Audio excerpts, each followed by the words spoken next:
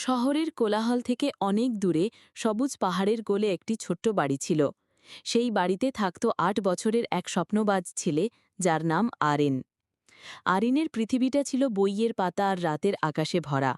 তারা, গ্রহ আর বিশাল মহাকাশ ছিল তার সবচেয়ে প্রিয় বন্ধু।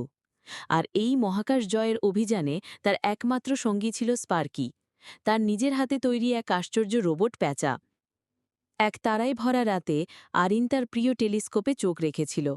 তার পাশে বসেছিল স্পার্কি, যার নীল চোখ দুটো অন্ধকারে জ্বলজ্বল করছিল। আরিন ফিসফিস করে বলল, স্পার্কি, দেখ, সপ্তর্ষি মণ্ডলটা কি সুন্দর, কিন্তু একটা তারা যেন আজ নেই।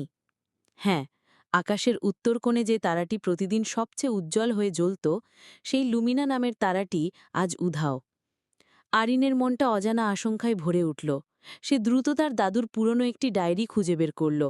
তার দাদু ছিলেন একজন বিখ্যাত জ্যোতির্বিজ্ঞানী এবং অভিযাত্রী। ডায়েরির পাতা উল্টাতে উল্টাতে এক জায়গায় এসে আরিন থেমে গেল। সেখানে লুমিনা নক্ষত্রের একটি ছবি আঁকা, আর তার নিচে লেখা এক আশ্চর্য কাহিনী। ডায়েরিতে বলা ছিল, লুমিনা কোনো সাধারণ তারা নয়। প্রতি ১০০ বছরে একবার সে আকাশ থেকে নেমে আসে পৃথিবীর বুকে থাকা নীহারিকা হ্রদের জলে। সেই হ্রদের জাদুকরী জল পান করে সে আবার নতুন শক্তি নিয়ে আকাশে ফিরে যায়।